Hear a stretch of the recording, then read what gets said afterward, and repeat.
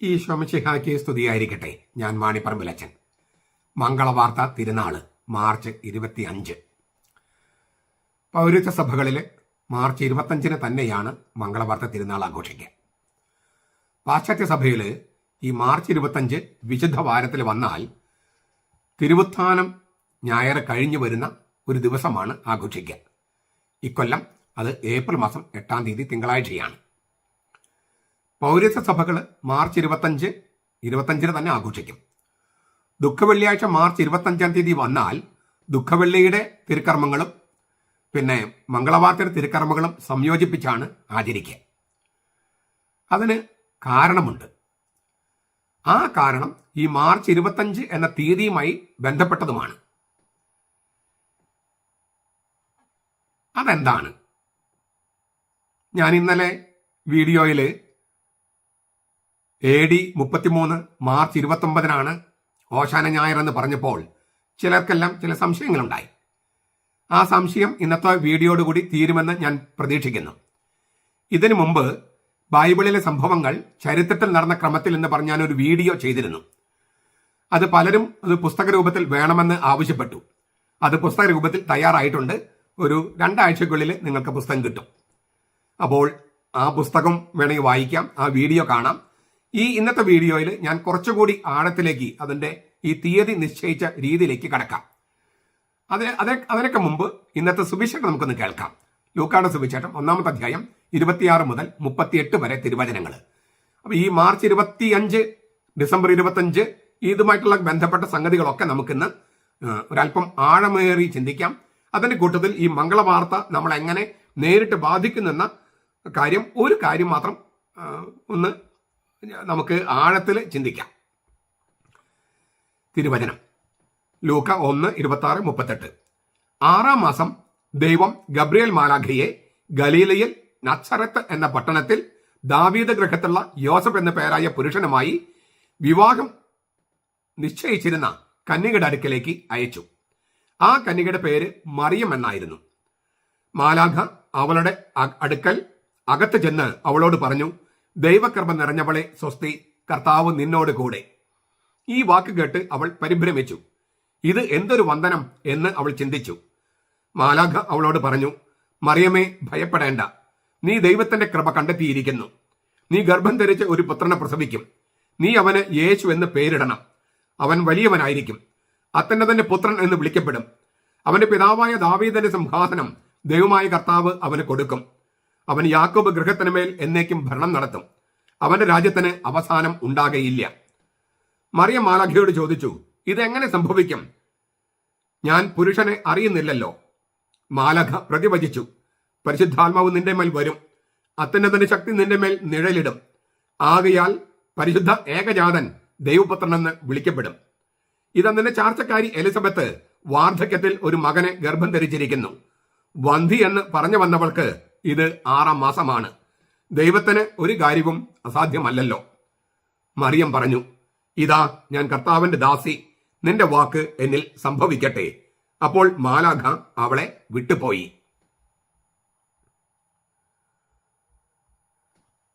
ആദ്യം നമുക്ക് മാർച്ച് 25 മംഗളവാർത്ത ആചരിക്കാനുണ്ടായ കാരണം പരിശോധിക്കാം. വളരെ പ്രാചീന കാലം മുതൽ തന്നെ ചില സഭാപിതാക്കന്മാർ വിചാരിച്ചിരുന്നത് മാർച്ച് 25-ാം തീയതിയാണ് കർത്താവ് മരിച്ചത് എന്നാണ്. ഉദാഹരണം ടേർട്ടുല്യൻ, സഭാപിതാവായ ടേർട്ടുല്യൻ. ഇപ്പൊ നമുക്കറിയാം ക്രിസ്തുവർഷം 33 ഏപ്രിൽ 3-ാം തീയതിയാണ് കർത്താവ് മരിച്ചത്. പക്ഷേ പ്രാചീന കാലത്ത് ഈ മരിച്ച തീയതിക്ക് മുമ്പ് തന്നെ പീഡാനുഭവ വാരം തുടങ്ങുമല്ലോ. ആ പീഡാനുഭവ വാരം തുടങ്ങുന്നത് മാർച്ച് 25-ാം തീയതിയായിരുന്നു. മാർച്ച് 25-ാം തീയതി മുതൽ മാർച്ച് 25-നാണ് കർത്താവ് മരിച്ചതെന്ന് ചിലർ വിചാരിച്ചു. അല്ലെങ്കിലും മാർച്ച് 25 മുതൽ പീഡാനുഭവ വാരം ആഘോഷിക്കാൻ തുടങ്ങി. അവൻ മരിച്ചതും ജനിച്ചതും വളരെ പ്രധാനപ്പെട്ടതാണല്ലോ. നമ്മൾ ജനിച്ച് മരിക്കുന്ന പോലെയല്ല യേശുക്രിസ്തു. ദൈവം മനുഷ്യനായ ആളാണ്. അവൻ മരിക്കാൻ വേണ്ടിയാണ് ജനിക്കുന്നത്. നമ്മൾ മരിക്കാൻ വേണ്ടിയല്ലേ ജനിക്കണമെന്ന് ചോദിച്ചാൽ അങ്ങനെയല്ല. നമ്മൾ വേറെ തരത്തിലാണത്. അവന്റെ മരണം എന്ന് പറയുന്നത് നമ്മുടെ പാപത്തിനുള്ള ശിക്ഷ, മരണശിക്ഷ അവൻ സ്വയം ഏറ്റെടുത്ത് നമ്മെ പാപത്തിൽ നിന്ന് മോചിപ്പിക്കുകയാണ്, പാപത്തിന്റെ ശിക്ഷയിൽ നിന്ന് മോചിപ്പിക്കുകയാണ്. നമ്മൾ പാപം ചെയ്യുമ്പോൾ നമുക്ക് മരണശിക്ഷയാണ് അർഹത. ആ മരണശിക്ഷ അവൻ അവന്റെ മേൽ ഏറ്റെടുത്ത് നമ്മളെ നീതിമാന്മാരായി പ്രഖ്യാപിക്കുകയാണ്, നീതിമാന്മാരായി മാറ്റുകയാണ്. പ്രഖ്യാപിക്കുക മാത്രമല്ല, മാറ്റുകയാണ്. അപ്പൊ അവൻ ജനിച്ചത് നമ്മുടെ മരണശിക്ഷ ഏറ്റെടുക്കാൻ വേണ്ടിയാണ്, മരിക്കാൻ വേണ്ടിയാണ്. അപ്പൊ അവന്റെ മരണവുമായിട്ട് ബന്ധപ്പെട്ടാണ് ജനനം ഇരിക്കുന്നത്. അതായത് മാർച്ച് 25 യേശുവിന്റെ പീഡാനുഭവം തുടങ്ങുന്ന ദിവസമാണ്. ആ ദിവസം തന്നെയാണ് മംഗളവാർത്ത വേണ്ടത് എന്ന് ചിന്തിച്ചു. അതുകൊണ്ട് തന്നെ ഈ ദൈവം മാലാഖയെ മംഗളവാർത്ത അറിയിക്കാനായിട്ട് അയച്ചപ്പോൾ മറിയത്തോട് സമ്മതം ചോദിച്ചത് ദൈവത്തിന് മനുഷ്യനാകാൻ വേണ്ടിയുള്ള സമ്മതം മാത്രമല്ല, ആ ദൈവം മനുഷ്യനായ ആളെ മരണത്തിന് വിട്ടുകൊടുക്കാനുള്ള സമ്മതം കൂടിയാണ് എന്നാണ് സഭാപിതാക്കന്മാർ വ്യാഖ്യാനിച്ചത്. ഞാനൊന്ന് ആവർത്തിക്കുക. മംഗളവാർത്തയിൽ ദൈവം മനുഷ്യനാകാൻ ഒരു സ്ത്രീ വേണം, അവളുടെ സമ്മതം വേണം, അനുസരണം വേണം, അവളുടെ ഗർഭപാത്രം വേണം, പ്രസവിക്കണം, അവനെ വളർത്തണം, സംരക്ഷിക്കണം. അതുമാത്രമല്ല, അവനെ മരണത്തിന് വിട്ടുകൊടുക്കുകയും വേണം. അതിനുള്ള സമ്മതം കൂടിയാണ് ചോദിച്ചതെന്നാണ്. അതുകൊണ്ടാണ് ഈ യേശുവിന്റെ മംഗളവാർത്തയുടെ അല്ലെങ്കിൽ ജനനത്തിന്റെ ഐക്കൺ വരയ്ക്കുമ്പോൾ ശിശുവിന്റെ കയ്യിൽ കുരിശു കൂടിയുള്ളത്. അത് ദൈവശാസ്ത്രമാണ്. ഈ ശിശുവിനെ പ്രസവിക്കാൻ മാത്രമല്ല, മരണത്തിന് വിട്ടുകൊടുക്കാനും മറിയത്തിന്റെ അനുവാദം ചോദിക്കുകയാണ് ദൈവം മാലാഖയെ അയച്ച്. അപ്പൊ രണ്ടും സംഭവിക്കുന്നത് മാർച്ച് 25 ഇങ്ങനെ നിശ്ചയിക്കാൻ, അത് മാർച്ച് 25 നിശ്ചയിക്കാൻ അല്ലെങ്കിൽ കരുതാൻ വേറെ ഒരു കാരണം കൂടിയുണ്ട്. അത് ഇന്നത്തെ തിരുവചന പാഠത്തിലുണ്ട്. 6-ാം മാസം, അങ്ങനെയാണ് ഈ മംഗളവാർത്തയുടെ തിരുവചനം ആരംഭിക്കുന്നത്. 6-ാം മാസം. എന്തിന്റെ 6-ാം മാസം? അത് തിരുവചനത്തിന്റെ അവസാനത്തിൽ പറയുന്നുണ്ട്, മാലക തന്നെ പറയുന്നുണ്ട്, എലിസബത്തിന്റെ ഗർഭത്തിന്റെ 6-ാം മാസം. അവൾക്കത് 6-ാം മാസമാണ്. അതായത് എലിസബത്ത് ഗർഭിണിയായിട്ട് 6-ാം മാസം. ആ എലിസബത്ത് ഗർഭിണിയായതിന്റെ 6-ാം മാസത്തിലാണ് ദൈവം ഗബ്രിയേൽ മാലാഖയെ മറിയത്തിന്റെ അടുക്കലേക്ക് അയക്കുന്നത്. അപ്പൊ നമ്മൾ നിശ്ചയിക്കേണ്ടത് എന്നാണ് എലിസബത്ത് ഗർഭം ധരിച്ചതെന്നാണ്. ആ ഗർഭം ധരിച്ചത് ഏകദേശം ഒരു ഡേറ്റ് നിശ്ചയിക്കാൻ നമുക്ക് കഴിയും. ഏകദേശം അബിയ ഗണത്തിൽപ്പെട്ട പുരോഹിതനായിരുന്നു സക്കറിയ. ആ സക്കറിയയുടെ ഭാര്യയാണ് എലിസബത്ത്. അബിയ ഗണത്തിന് എല്ലാ ഗണങ്ങൾക്കും ആണ്ടുവട്ടത്തിൽ 2 പ്രാവശ്യമാണ് ജെറൂസലമിലെ ശുശ്രൂഷ. അബിയ ഗണത്തിന് രണ്ട് പ്രാവശ്യമാണ്, ആണ്ടുവട്ടത്തിൽ 2 പ്രാവശ്യമാണ്. അബിയ ഗണത്തിന്റെ 2-ാം പ്രാവശ്യത്തെ ദേവാലയ ശുശ്രൂഷ എന്ന് പറയുന്നത് വസന്തകാലത്തിന്റെ അവസാന പാദത്തിലാണ്. അതായത് മെയ് ജൂൺ കാലയളവിലാണ് അബിയ ഗണത്തിന്റെ 2-ാം വട്ടത്തെ ദേവാലയ ശുശ്രൂഷ. അപ്പൊ മെയ് ജൂൺ മാസത്തില് സക്കറിയ ദേവാലയത്തിലാണ്. അത് കഴിഞ്ഞ് തിരിച്ചു പോയി, വീട്ടിലേക്ക് പോയി, യൂദയാലയം മലമ്പ്രദേശത്തുള്ള വീട്ടിലേക്ക് പോയി. ഏതാനും ആഴ്ചകൾക്കുള്ളിൽ എലിസബത്ത് ഗർഭിണിയായി. അതായത് ജൂലൈ, ഓഗസ്റ്റ്, സെപ്റ്റംബർ ഈ മാസങ്ങൾക്കുള്ളിലാണ് എലിസബത്ത് ഗർഭിണിയായത്. അവസാനത്തെ മാസം നോക്കുക, സെപ്റ്റംബർ. അപ്പൊ സെപ്റ്റംബർ കഴിഞ്ഞ് ഒക്ടോബർ, നവംബർ, ഡിസംബർ, ജനുവരി, ഫെബ്രുവരി, മാർച്ച്, 6-ാം മാസം. എലിസബത്തിന്റെ ഗർഭത്തിന്റെ 6-ാം മാസം. എലിസബത്തിന്റെ ഗർഭധാരണം സെപ്റ്റംബറിൽ, ജൂലൈ സെപ്റ്റംബർ മാസത്തിൽ പറഞ്ഞപ്പോൾ സെപ്റ്റംബർ കണക്കാക്കുക. അതിന്റെ 6-ാം മാസം മാർച്ച്. അപ്പൊ നമ്മൾ നേരത്തെ പറഞ്ഞ മാർച്ച് 25 യേശുവിന്റെ മരണം ആചരിച്ച് തുടങ്ങുന്നു. അതിലേക്ക് ഇന്നത്തെ തിരുവചനം അതിലേക്ക് സൂചന നൽകുകയാണ്. മാർച്ച് മാസത്തിൽ തന്നെയാണ് മറിയം ഗർഭിണിയായത്, മംഗളവാർത്ത സംഭവിച്ചത്. അതിന്റെ 9 മാസം കഴിയുമ്പോൾ ഡിസംബർ 25, 9 മാസവും പിന്നെ 9 ദിവസവും ഏതാനും മണിക്കൂറുകളാണ് ഒരു ശിശു ഗർഭത്തിലായിരിക്കുക. അപ്പോൾ ഡിസംബർ 25 മുതൽ ജനുവരി 6 വരെയുള്ള തീയതികളിൽ ക്രിസ്മസ് ദിനങ്ങൾ എന്നാണ് പറയുക. നമ്മൾ ക്രിസ്മസ് ഡിസംബർ 25 ആഘോഷിച്ചാലും ഡിസംബർ 25 മുതൽ ജനുവരി 6 വരെയുള്ള ദിവസങ്ങളെയാണ് ക്രിസ്മസ് ദിനങ്ങൾ ബഹുവചനത്തിലെ പറയുക, ക്രിസ്മസ് ദിനം എന്നല്ല. അതായത് ഡിസംബർ 25 അല്ലെങ്കിൽ ജനുവരി 6 മുമ്പുള്ള ഒരു തീയതിയിലോ മറിയം യേശുവിനെ പ്രസവിച്ചു എന്നാണ്. മാർച്ച് 25 മംഗളവാർത്ത, അതിന്റെ 9 മാസം കഴിയുമ്പോൾ ഡിസംബർ 25, ആ 25 അല്ലെങ്കിൽ ജനുവരി 6 മുമ്പുള്ള ഒരു തീയതിയിൽ മറിയം യേശുവിനെ പ്രസവിച്ചു. നമ്മൾ വർഷക്കണക്ക് പറയുകയാണെങ്കിൽ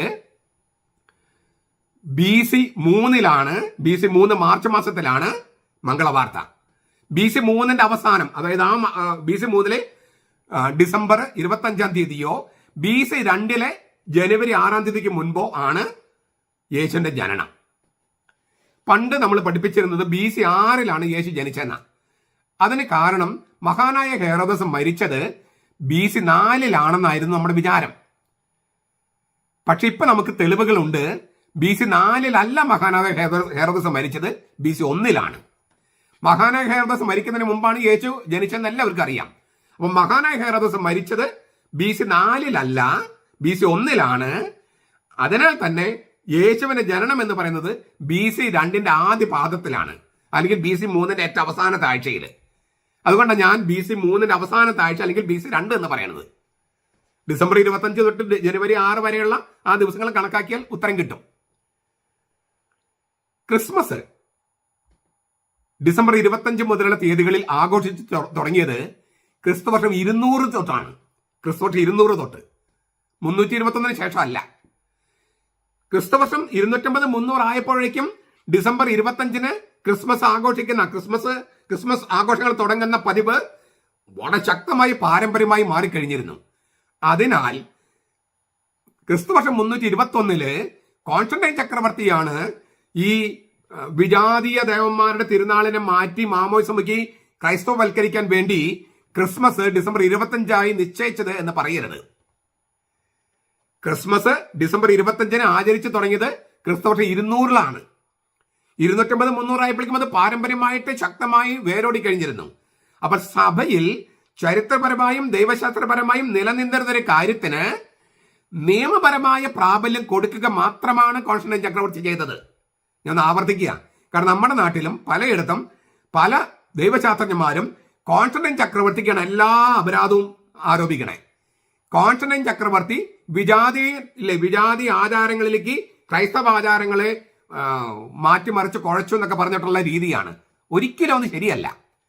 അദ്ദേഹം സഭയിൽ നിലനിന്നിരുന്ന പാരമ്പര്യത്തിന്, ചരിത്രത്തിന്, ദൈവശാസ്ത്രത്തിന് നിയമപരമായി പ്രാബല്യം കൊടുക്കുകയാണ് ക്രിസ്തുവർഷം 321 ചെയ്തത്. 200 തുടങ്ങി 321 121 വർഷം ഓൾറെഡി ഇത് ആഘോഷിച്ചു കഴിഞ്ഞു. അതിന് നിയമപരമായ പ്രാബല്യം കൊടുക്കുക മാത്രമാണ് കോൺസ്റ്റന്റൈൻ ചക്രവർത്തി ചെയ്തത്. ഇനി നമുക്ക് ഇന്നത്തെ ഈ തിരുവചന പാഠത്തില് മറിയത്തിന്റെ ഒരു ചോദ്യം നമുക്കൊന്ന് പരിശോധിക്കാം. അത് വളരെ പ്രസക്തമായത് കൊണ്ടാണ്. ഇത് എങ്ങനെ സംഭവിക്കും എന്ന് മറിയം ചോദിക്കുകയാണ്. ഇത് എങ്ങനെ സംഭവിക്കും? എന്തുകൊണ്ടാണ് മറിയം അങ്ങനെ ചോദിച്ചത്? മറിയത്തിന് തിരുവചനങ്ങൾ അല്ലെങ്കിൽ മംഗളവാർത്ത സ്വീകരിക്കാൻ ചില തടസ്സങ്ങളുണ്ട്. ആ തടസ്സങ്ങൾ ഉള്ളത് കൊണ്ടാണ് അവൾ ചോദിക്കുന്നത്. ഒന്നാമത്തെ തടസ്സം എന്താണ്? അവൾ എവിടെ താമസിക്കുന്നത്? ഇന്നത്തെ തിരുവചനം പറയാ ഗലീലയിൽ. മത്തായി 4:14 പറയുന്നു, വിജാതിയരുടെ ഗലീല. നമ്മുടെ നാട്ടില് ഒരു ആൾക്കാർക്ക് വിഷമമുണ്ടാക്കില്ല എന്ന് ഞാൻ വിചാരിച്ച് പറയാണ്, എളുപ്പത്തിൽ മനസ്സിലാക്കാൻ. അതാ താഴ്ന്ന ജാതിക്കാരുടെ കോളനിയാ. അങ്ങനെ പറയുന്നത് പോലെ യഹൂദന്മാര് പുച്ഛിച്ച ഒരു സ്ഥലമാണ് ഗലീല, വിജാതിയരുടെ ഗലീല. അങ്ങനെയുള്ള സ്ഥലത്താണ് മറിയം താമസിക്കണേ. അങ്ങനെയുള്ളൊരു സ്ഥലത്ത് യഹൂദന്മാര് പുച്ഛിച്ച സ്ഥലത്ത് നിന്നാണോ യഹൂദന്മാരുടെ രാജാവായി ജനിക്കേണ്ടവൻ മിശിഹ രാജാവ് വരേണ്ടത്? അതൊരു തടസ്സമാണ്. ഇതെങ്ങനെ സംഭവിക്കുമെന്ന് മറിയം ചോദിക്കുക. രണ്ടാമതൊരു തടസ്സം, ഈ ഗലീലയിൽ നസറത്ത് എന്ന പട്ടണത്തിലാണ് മറിയം താമസിക്കണേ. നസറത്തിൽ നിന്ന് വല്ല നന്മയും ഉണ്ടാകുമോ എന്നാണ് നഥാനിയേൽ ചോദിച്ചത്. യോഹന്നാൻ 1:46 മുതൽ നസറത്തിൽ വല്ല നന്മയും ഉണ്ടാകുമോ? ആരാ ചോദിക്കുന്നത്? നഥാനിയേൽ. ആ നഥാനിയേലിനെ കുറിച്ച് യേശുക്രിസ്തു എന്താ പറഞ്ഞത്? യേശുക്രിസ്തു കാപട്യമില്ലാത്ത ഇസ്രായേൽക്കാരൻ. യേശുക്രിസ്തു പോലും സാക്ഷ്യപ്പെടുത്തി കാപട്യമില്ലാത്ത ഇസ്രായേൽക്കാരൻ. അവനാണ് ചോദിക്കുന്നത് നസറത്തിൽ വല്ല നന്മയുണ്ടാകുമോ എന്നങ്ങനെ ചോദിക്കാൻ കാരണം, പഴയ നിയമത്തിൽ ഒരു സ്ഥലത്തും നസറത്ത് എന്ന പേര് പരാമർശിച്ചിട്ടില്ല. പഴയ നിയമത്തിൽ വാഗ്ദാനം ചെയ്യപ്പെട്ടിരിക്കുന്ന മിശിഹ രാജാവ് പഴയ നിയമത്തിൽ ഒരു സ്ഥലത്തും പരാമർശിക്കാത്ത നസറത്തിൽ നിന്നാണോ വരിക? മറിയത്തിന് ബൈബിൾ അറിയാം, എല്ലാ യഹൂദ ഭക്ത സ്ത്രീകൾക്കും അറിയാം. നസറത്ത് എന്നുള്ള വാക്ക് പഴയ നിയമത്തിൽ അവർ കണ്ടിട്ടേ ഇല്ല. അപ്പോൾ പഴയ നിയമത്തിൽ വാഗ്ദാനം ചെയ്യപ്പെട്ടിരിക്കുന്ന മിശിഹ രാജാവ് പഴയ നിയമത്തിൽ ഒരു സ്ഥലത്തും പരാമർശിക്കാത്ത നസറത്തിൽ നിന്നാണോ വരിക? മറിയം നസറത്തിലാണ്. ഇതെങ്ങനെ സംഭവിക്കും? 3, ദാവീദ് ഗൃഹത്തിലെ ജോസഫുമായിട്ട് കല്യാണം ഉറപ്പിച്ചിരിക്കുകയാണ് മറിയത്തിന്റെ കുടുംബം ഏതാണെന്ന് കൃത്യമായിട്ട് പറഞ്ഞിട്ടില്ല, സൂചനയുണ്ട്. സക്കറിയ എലിസബത്ത് ദമ്പതികള് മറിയത്തിന്റെ രക്തബന്ധുക്കളാണ്. അവര് അഹറോന്റെ ഈ പുരോഹിത കുടുംബത്തിൽപ്പെട്ടവരാ. അപ്പം മറിയം പുരോഹിത കുടുംബത്തിൽപ്പെട്ട സ്ത്രീയാണ്. ജോസഫോ രാജകുടുംബത്തിൽപ്പെട്ടത്. രാജകുടുംബവും പുരോഹിത കുടുംബവും തമ്മിലും കല്യാണം. പഴയ നിയമത്തില് ജോസഫ് ഈജിപ്തിലെ പ്രധാനമന്ത്രിയായി കഴിഞ്ഞപ്പോൾ ഭാര്യയായി കൊടുത്തത് അവിടുത്തെ മഹാപുരോഹിതന്റെ മകളെയാണ്. അപ്പോൾ രാജകുടുംബത്തില് പ്രധാനമന്ത്രിക്ക് മഹാപുരോഹിതന്റെ മകളെ, അങ്ങനെ ഒരു പാരമ്പര്യം പഴയ നിയമത്തിലുണ്ട്. ഇവിടെ പുതിയ നിയമത്തിലെ ജോസഫ് ദാവീദിന്റെ രാജകുടുംബത്തിൽപ്പെട്ടതാ. മറിയം പുരോഹിത കുടുംബത്തിൽപ്പെട്ടതാ. രാജകുടുംബം പുരോഹിത കുടുംബം തമ്മിലെ കല്യാണം. 2 തെരുവ് പിള്ളേരുടെ കല്യാണം അല്ല. ഒരു തെരുവിൽ ജീവിക്കുന്ന ഒരു പെൺകുട്ടി ഗർഭിണി ആയാൽ അത് അത്ര വലിയ വാർത്തയാകില്ല. എന്നാൽ രാജകുടുംബത്തിലെ ഒരു പെൺകുട്ടി കല്യാണത്തിന് മുമ്പ് ഗർഭിണി ആയാൽ ഉണ്ടാകുന്ന പുകില് നോക്കിയേ. ഇപ്പോൾ പോലും, ഈ കാലത്ത് പോലും അതൊരു തടസ്സമാണ്. ഈ തലമുറ, ആഭിജാത്യം, അന്തസ് എന്നൊക്കെ പറയുന്നതൊക്കെ വചനം സ്വീകരിക്കാൻ തടസ്സമാകാം. ഇതെങ്ങനെ സംഭവിക്കും? വിവാഹ നിശ്ചയം കഴിഞ്ഞിരുന്ന പെൺകുട്ടിയാണ്. അത് മറ്റൊരു പ്രശ്നമാണ്. റൂസൻ എന്നാണ് ഈ വിവാഹ നിശ്ചയത്തെ പറയുക. നമ്മുടെ മനസ്സമ്മതം പോലെയാണ് ഏകദേശം, എങ്കിൽ അതിനേക്കാൾ വളരെ ഗൗരവമാണ്. മനസ്സമ്മതം കഴിഞ്ഞ് 1 കൊല്ലം കഴിഞ്ഞാണ് കല്യാണം. ഈ മനസ്സമ്മതം കഴിഞ്ഞാലും പെൺകുട്ടി അവളുടെ അപ്പന്റെ വീട്ടിൽ താമസിക്കുക. കല്യാണത്തിന് എന്നാണ് ചെറുക്കൻ അവളെ അവന്റെ വീട്ടിലേക്ക് കൊണ്ടുവരിക. എങ്കിലും മനസ്സമ്മതം കഴിഞ്ഞാൽ അവർ ഭാര്യ ഭർത്തക്കന്മാരായിട്ട് അറിയപ്പെടുക. ഭാര്യ ഭർത്തക്കന്മാരെ ജീവിക്കാൻ പറ്റില്ലെങ്കിലും അങ്ങനെ അറിയപ്പെടുക. ഈ 1 വർഷ കാലയളവുണ്ടല്ലോ, മനസ്സമ്മതത്തിന്റെ കാലയളവ്, ആ സമയത്ത് ചെറുക്കൻ മരിക്കാൻ ഇടയായാൽ ആ പെൺകുട്ടിയെ വിധവ എന്നാണ് വിളിക്കുക. മാത്രമല്ല, അവളെ അവന്റെ വീട്ടിൽ കൊണ്ടുവരുന്നതിന് മുമ്പ് അവൾ ഗർഭിണിയായാൽ അവിഹിത ഗർഭത്തിന് പരസംഗം, ഫോർണിക്കേഷൻ എന്നല്ല പറയുക, വ്യഭിചാരം എന്നാണ്. അവിവാഹിതരായ 2 പേര് തമ്മിലുള്ള അവിഹിത ബന്ധമാണ് പരസംഗം, ഫോർണിക്കേഷൻ. അങ്ങനെയല്ല പറയുക. വിവാഹം കഴിഞ്ഞവർ തമ്മിലുള്ള അവിഹിത ബന്ധം വ്യഭിചാരമായിട്ടാണ്. അതിന് ശിക്ഷയോ വധശിക്ഷയാണ്, മരണശിക്ഷ. അപ്പം മറിയം യെസ് പറഞ്ഞാൽ ചില്ലറ അപകടങ്ങളല്ല അവള് ക്ഷണിച്ചു വരുത്തണേ. ഇതെങ്ങനെ സംഭവിക്കും? ഇനി ഏറ്റവും അവസാനം 5ാമത്തെ പ്രശ്നം, കന്യകയാണ് അവള്. അതായത് കന്യകാത്വത്തിന്റെ ഭംഗം വരാതെയാണ് അവൾ ഗർഭം ധരിക്കുക. അതിന്റെ വിശദാംശങ്ങൾ നമ്മളിപ്പോൾ ചർച്ച ചെയ്യുന്നില്ല. ഞാനൊരു സംഭവത്തിലേക്ക്, ഒരാളുടെ ഒരു സാക്ഷ്യത്തിലേക്ക് കൈ ചൂണ്ടുകയാണ്. പോൾ ആറമ്മൻ മാർപ്പാപ്പ ഒരിക്കൽ പറഞ്ഞു, കാൾബാർത്തിന്റെ മിക്കവാറും എല്ലാ രചനകളും ഞാൻ വായിച്ചിട്ടുണ്ട്. ആരാണ് കാൾബാർത്ത്? സ്വിറ്റ്സർലൻഡിൽ നിന്നുള്ള ഒരു പ്രോട്ടസ്റ്റന്റ് ദൈവശാസ്ത്രജ്ഞനാണ്. കത്തോലിക്ക സഭയുടെ തലവനായ മാർപ്പാപ്പ പറയാണ്, ഈ പ്രോട്ടസ്റ്റന്റ് ദൈവശാസ്ത്രജ്ഞന്റെ ഗ്രന്ഥങ്ങൾ ഞാൻ വായിച്ചിട്ടുണ്ട്. 2ാം വത്തിക്കാൻ സുഗനോദസ് നടക്കുമ്പോൾ ഒരു രേഖ ജോസഫ് റാറ്റ്സിംഗറും കരോൾ വോയ്റ്റിയും ചേർന്നാണ് എഴുതിയത്. അവർ 2 പേരും ഈ കാൾബാർത്ത് എന്ന് പറഞ്ഞ പ്രോട്ടസ്റ്റന്റ് ദൈവശാസ്ത്രജ്ഞന്റെ രചനകള് വായിച്ച് പഠിച്ചിട്ടാണ് ഈ രേഖ തയ്യാറാക്കിയത്. 2 പേരും മാർപ്പാപ്പമാരായി. കരോൾ വോയ്റ്റിവ ജോൺ പോൾ 2-ാമനും ജോസഫ് റാറ്റ്സിംഗർ ബെനഡിക്ട് 16-ാമനും. 2 മാർപ്പാപ്പമാര് ഈ കാൾബാർത്തിന്റെ രചനകൾ, പ്രോട്ടസ്റ്റന്റ് ദൈവശാസ്ത്രജ്ഞനായ കാൾബാർത്തിന്റെ രചനകൾ വായിച്ചിട്ടാണ് കത്തോലിക്ക സഭയുടെ 2ാം വത്തിക്കാൻ സുഗനോദോസിലെ ഒരു ഡോക്യുമെന്റ് തയ്യാറാക്കിയത്. മറ്റു രചനകൾ വായിച്ചിട്ടുണ്ടായിരിക്കാം. ജോസഫ് റാറ്റ്സിംഗർ, ബെനഡിക്ട് 16 മാർപ്പാപ്പ, ജർമ്മനിയിലെ കലാലയത്തിലെ പ്രൊഫസറായിരുന്നപ്പോൾ കുട്ടികളെയും കൊണ്ട് സ്വിറ്റ്സർലൻഡിലേക്ക് പോകും. ജർമ്മനിയിൽ നിന്ന് സ്വിറ്റ്സർലൻഡിൽ പോകും കാൾബാർത്തിനെ കാണാൻ. അത്രയും വലിയ പ്രോട്ടസ്റ്റന്റ് ദൈവശാസ്ത്രജ്ഞനാണ് കാൾബാർത്ത്. അദ്ദേഹം ഒരിക്കൽ പറഞ്ഞു, യേശുവിന്റെ ചരിത്രത്തിൽ, എന്ന് വെച്ചാൽ മനുഷ്യ ചരിത്രത്തിൽ, ദൈവം നേരിട്ട് ഇടപെട്ട 2 നിമിഷങ്ങളേ ഉള്ളൂ. ഒന്ന് മനുഷ്യാവതാരം, മറ്റൊന്ന് തിരുവുത്ഥാനം. ദൈവം മനുഷ്യ ചരിത്രത്തിൽ, യേശുവിന്റെ ചരിത്രത്തിൽ ഇടപെട്ടുകൊണ്ട് മനുഷ്യ ചരിത്രത്തിൽ ഇടപെട്ട 2 നിമിഷങ്ങളെ നേരിട്ട് ഇടപെട്ടിട്ടുള്ളൂ. അത് ഒന്ന് മനുഷ്യാവതാരം, മറ്റൊന്ന് തിരുവുത്ഥാനം. ആ മനുഷ്യാവതാരമാണ് ഈ കന്യകയുടെ ഗർഭധാരണത്തിൽ സംഭവിക്കുന്നത്. ദൈവം മനുഷ്യനാകുകയാണ്. അത്രയും വലിയൊരു സംഭവമാണ് നടക്കുന്നത്. അതിൻ്റെ വരുംവരായികൾ എല്ലാം മറിയത്തിന് അറിയാമായിരുന്നോ ആ ഘട്ടത്തിൽ? ഇല്ല. ഇതെങ്ങനെ സംഭവിക്കുമെന്ന് ചോദിച്ചത് അതിൻ്റെ വരുംവരായികളൊന്നും തന്നെ അവൾക്ക് ആ ഘട്ടത്തിൽ അറിയില്ല. ദൈവം പ്രവർത്തിക്കുന്നു, പരിശുദ്ധാത്മ പ്രവർത്തിക്കുന്നു എന്നല്ലാതെ എന്തൊക്കെയാണ് സംഭവിക്കാൻ പോകുന്നത് എന്നുള്ളതിൻ്റെ ആ ഭവിഷ്യത്തുകളൊന്നും തന്നെ അവൾക്ക് ആ സമയത്ത് അറിയില്ല. അതുകൊണ്ട് അവൾ ചോദിച്ചു, ഇതെങ്ങനെ സംഭവിക്കും? അതിന് ഉത്തരമായിട്ട് മാലഖ പറഞ്ഞു, പരിശുദ്ധാത്മ വരും, അത്തരം ശക്തി വരും എന്നൊക്കെ. അതേക്കുറിച്ചൊന്നും നമ്മളിപ്പോൾ ധ്യാനിക്കുന്നില്ല. ഇവിടെ നമ്മൾ നിർത്തുകയാണ്. നമുക്ക് ഇതിൽ നിന്ന് നമുക്ക് ഇന്നത്തെ ഒരു പ്രധാനപ്പെട്ട സന്ദേശത്തിലേക്ക് നമ്മൾ പോവുകയാണ്. എന്താണ്? ദൈവം മനുഷ്യനാകുന്നു. അതിനൊരു സ്ത്രീയുടെ സമ്മതവും അനുവാദവും മാത്രമല്ല, ആ ദൈവത്തിന്റെ പുത്രനെ അവളുടെ കയ്യിൽ ഏൽപ്പിക്കുകയാണ്. അവളുടെയും അവളുടെ ഭർത്താവായ യോസഫിന്റെ കയ്യിൽ ഏൽപ്പിക്കുക. ഹെറോദസ് ഈ കുഞ്ഞിനെ കൊല്ലാൻ നോക്കുമ്പോൾ ഇവർ രണ്ടുപേരും വേണം എടുത്തുകൊണ്ട് പോകാൻ. ആ ശിശു ദൈവമാണെന്ന് ഓർക്കണേ. ആ ശിശു ദൈവമാണ്. അപ്പോ ദൈവത്തിന് ഇല്ലേ, സർവശക്തനല്ലേ? അത് ദൈവത്തിന്റെ സ്വഭാവം അറിയാത്തവരാണ് അങ്ങനെ ചോദിക്കുന്നത്. സർവശക്തനായ ദൈവം അവന്റെ സർവശക്തി കാണിക്കുന്നത് ഏറ്റവും എളിവനായിട്ടാണ്. സർവശക്തനായ ദൈവം ഒരു മനുഷ്യനിലേക്ക് ചുരുങ്ങാനും സർവശക്തനായ ദൈവം ഒരു ഓസ്തിലേക്ക് ചുരുങ്ങാനും കഴിയുന്നു. അങ്ങനെ മറിയത്തിനും ജോസഫിന്റെയും കൈകളിലെ ദൈവത്തെ സംരക്ഷിക്കാൻ ഇപ്പൊ മനുഷ്യരെ വേണം. അത് ദൈവത്തിന്റെ രീതിയാണ്. മനുഷ്യരിലൂടെ മാത്രമേ അവൻ പ്രവർത്തിക്കൂ. മനുഷ്യരിലൂടെ മാത്രമേ പ്രവർത്തിക്കൂ. അത് ദൈവത്തിന്റെ സ്വഭാവമാണ്. ആ ഒരു സംഗതി നമ്മുടെ ഇന്നത്തെ ജീവിതമായിട്ട് ബന്ധപ്പെടുത്തിയിട്ടുള്ള ഒരു കാര്യം പറയാം. 2-3 കാര്യങ്ങളാണ് ഞാൻ പറയുന്നത്, പ്രായോഗികമായിട്ട് കാര്യങ്ങൾ. ഒന്ന്, ഈ ദൈവം അയച്ച ഗബ്രിയേൽ മാലാഖ മറിയത്തോട് ചില കാര്യങ്ങൾ പറഞ്ഞു, തിരുവചനങ്ങൾ. ഇത് കഴിഞ്ഞ ഉടനെ തന്നെ, ഈ മംഗളവാർത്ത കഴിഞ്ഞ ഉടനെ തന്നെ, അവൾ ഗർഭിണിയായ ഉടനെ തന്നെ യൂദയായ മലമ്പ്രദേശത്തേക്ക് പോകുകയാണ്. ചില അച്ഛന്മാർ പറയുന്നത് അവൾ ഗർഭിണിയായ കാര്യം അത് മറച്ചു വെക്കാൻ വേണ്ടി പോയെന്നാണ്. അവർക്ക് തിരുവചനം അത്ര അങ്ങോട്ട് പിടുത്തില്ല. കാരണം എന്താ? എലിസബത്തിന്റെ അവിടെ നിന്ന് 3-ാം മാസം തിരിച്ചു വന്നെന്നാണ്. ഗർഭിണിയായ പെൺകുട്ടി 3-ാം മാസം 4-ാം മാസം കഴിയുമ്പോഴാണ് മറ്റുള്ളവർ അറിയുക അവൾ ഗർഭിണിയാണെന്ന്. അപ്പൊ നാണം മറയ്ക്കാൻ വേണ്ടിയാണ് പോയെന്ന് പറയുന്നത് പോലെ ശരിയാണോ? 3 മാസം കഴിഞ്ഞപ്പോൾ അവൾ നസ്രത്തേക്ക് തിരിച്ചു വന്നില്ലേ? അപ്പോഴല്ലേ മറ്റുള്ളവരൊക്കെ അറിയാൻ സാധ്യത കൂടുതൽ അവൾ ഗർഭിണിയാണെന്ന്. അതുകൊണ്ട് തിരുവചനം ആഴത്തിൽ പഠിക്കാത്തത് കൊണ്ടാണ് ഇത്തരം തെറ്റായ പ്രബോധനങ്ങൾ നൽകുന്നത് എന്നാണ് എനിക്ക് തോന്നുന്നത്.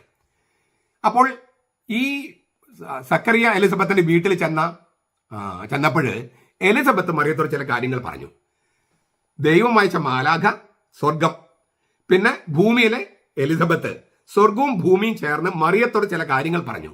ആ വചനങ്ങൾ ചേർത്ത് നമ്മൾ സഭ ഉണ്ടാക്കിയ പ്രാർത്ഥനയാണ് നന്മ നിറഞ്ഞ മറിയമേ എന്നുള്ള പ്രാർത്ഥന. മാലാഖയോടും എലിസബത്തിനും ചേർന്ന തിരുവചനങ്ങളാണത്. മാത്രമല്ല, കുരിശിൽ കിടന്ന കർത്താവ് ഈ അവന്റെ അമ്മയെ നമ്മുടെ അമ്മയായി നൽകി. ഇതാ നിന്റെ അമ്മ. യേശു സ്നേഹിച്ച ശിഷ്യന്മാർക്ക് എല്ലാവർക്കും അവൾ അമ്മയായി നൽകി. അപ്പോൾ യേശുവിന്റെ അമ്മ നമ്മുടെ അമ്മയാണ്. അത് കർത്താവ് തന്നെ പറഞ്ഞ വചന, യോഹന്നാന്റെ സുവിശേഷം 19, 25, 27. ആ അമ്മയോട് മാലാഖയും എലിസബത്തും പറഞ്ഞ തിരുവചനങ്ങൾ ഉപയോഗിച്ച് നമ്മൾ പ്രാർത്ഥിക്കുകയാണ്. ഇതിനേക്കാൾ തിരുവഴുത്തുകളിൽ അടിസ്ഥാനപ്പെട്ട മറ്റൊരു പ്രാർത്ഥനയുണ്ടോ? അത്രയും മനോഹരമായ പ്രാർത്ഥന. അത് നമ്മൾ ഏറ്റവും കൂടുതൽ ചൊല്ലുന്ന ഒരു സമയമാണ് കൊന്ത. നമ്മുടെ കൊന്തയ്ക്ക് ഇപ്പം 4 ഗണമായിട്ട് മൊത്തം 20 രഹസ്യങ്ങളുണ്ട്. ഓരോ ഗണത്തിൽ 5 വെച്ച്. സന്തോഷത്തിന്റെ രഹസ്യങ്ങൾ, പ്രകാശത്തിന്റെ രഹസ്യങ്ങൾ, ദുഃഖരഹസ്യങ്ങൾ, മഹത്വത്തിന്റെ രഹസ്യങ്ങൾ. ഒരു മുഴുവൻ കൊന്ത, പറ്റുമെങ്കിൽ 3 മുഴുവൻ കൊന്ത ഈ മംഗളവാർത്ത തിരുനാളിന് നമ്മൾ ചൊല്ലണം. ഒരു സവിശേഷ നിയോഗം വെച്ച്. എന്താണ്? നമ്മൾ കേരളത്തിലെ ക്രിസ്ത്യാനികള്, ഭാരതത്തിലെ ക്രിസ്ത്യാനികള് മൈനോറിറ്റി എന്ന് പറഞ്ഞാൽ പോരാ, മൈക്രോ മൈനോറിറ്റി ആയി മാറി. 22% ഉണ്ടായിരുന്നു, ഇപ്പോൾ 14%. ഇതിന് കുറ്റക്കാരൻ നമ്മൾ തന്നെയാണ്. മറ്റാരും കുറ്റപ്പെടുത്തിയിട്ട് കാര്യമില്ല. കല്യാണം വേണ്ടെന്ന് വെക്കുക, കല്യാണം അല്ലെങ്കിൽ നീട്ടിവെക്കുക, അത് കഴിഞ്ഞിട്ട് പിന്നെ മക്കള് വളരെ കുറവ് മതിയെന്ന് നിശ്ചയിക്കുക. അങ്ങനെയെല്ലാം നമ്മളുടെ എണ്ണം വളരെ കുറഞ്ഞിരിക്കുന്നു. ഒരു 20 കൊല്ലത്തിനുള്ളിൽ നമ്മുടെ ജനസംഖ്യ ഇരട്ടിയായിട്ട് മാറണം. ഈ ഒരു നിയോഗത്തിനാണ് ഈ പ്രാർത്ഥന. ദൈവം മനുഷ്യനാകുകയാണ്, ഒരു കുഞ്ഞായിട്ട് ജനിക്കുകയാണ്. അത് ഓർക്കുന്ന ദിവസമാണ് മംഗളവാർത്ത.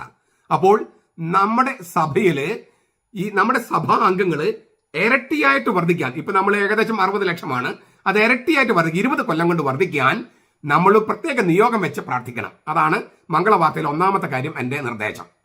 2, ഈ കല്യാണം കഴിക്കുന്നവര് തങ്ങളെക്കുറിച്ചും തങ്ങളുടെ ഭാവിയെക്കുറിച്ചും മക്കൾ എഞ്ചിനീയർ ആകണം, ഡോക്ടർ ആകണം എന്ന് മാത്രം ചിന്തിക്കാതെ സഭയെക്കുറിച്ച്, ഭൂമിയിൽ രക്ഷയുടെ ഉപകരണമാണ് സഭ, ആ സഭയെക്കുറിച്ച് ചിന്തിക്കുകയും സമുദായ ബോധത്തിൽ വളരുകയും സമുദായത്തിന്റെ എണ്ണത്തിന് പ്രാധാന്യം കൊടുക്കണം. ഗുണത്തിന് പ്രാധാന്യം വേണം, എണ്ണത്തിന് പ്രാധാന്യം വേണം. കല്യാണം കഴിക്കുന്നവര് 4, 5, 6 മക്കളെങ്കിലും ഉണ്ടാകാനായിട്ട് ആഗ്രഹിച്ചും അതിന് അത്ര മക്കളുണ്ടാകാനുള്ള സാധ്യത, അപ്പോ 36, 40 വയസ്സിൽ കല്യാണം കഴിച്ചാൽ നടക്കില്ല. നേരത്തെ ഇല്ലേ? ജീവിതം വേണം, ജോലി, സമ്പത്ത്, അത് ഉണ്ടായിട്ട് കല്യാണം കഴിച്ച് അങ്ങനെയല്ല രീതി. ജോലിയും അതെല്ലാം കുടുംബവുമായിട്ട് ചേർന്നാണ് ഉണ്ടാകേണ്ടത്. ഭാര്യയും ഭർത്താവും ഒരുമിച്ച് കുടുംബമായിട്ടും ജോലി ഉണ്ടാകാമല്ലോ. ജീവിതം ഉണ്ടാകട്ടെ ആദ്യം. ജീവിതം ഉണ്ടാകുമ്പോൾ ജോലി ഉണ്ടാകുക, എല്ലാം ഉണ്ടാകും. അതുകൊണ്ട് കല്യാണം കഴിക്കുന്നവർ അങ്ങനെ ചിന്തിക്കണം. ഇപ്പൊ കല്യാണം കഴിഞ്ഞോ മക്കളെല്ലാം കഴിഞ്ഞവർ അവരുടെ മക്കൾക്ക് ഈ വീഡിയോ കൊടുക്കുകയോ അവരുടെ കാര്യങ്ങൾ പറയുകയോ ചെയ്യണം. പെട്ടെന്ന് അവർ അംഗീകരിക്കില്ല.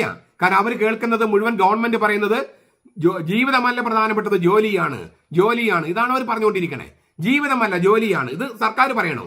നമ്മുടെ ചെറുപ്പക്കാർ അതാണ് കൂടുതൽ കേൾക്കണേ. സഭ പറഞ്ഞ് കേൾക്കാൻ കുറവാണ്. ഇനി കേട്ടാൽ പോലും വിശ്വസിക്കാൻ മടിയാണ്. അത് നിങ്ങൾ പിന്നെയും പറഞ്ഞുകൊണ്ടിരിക്കുക.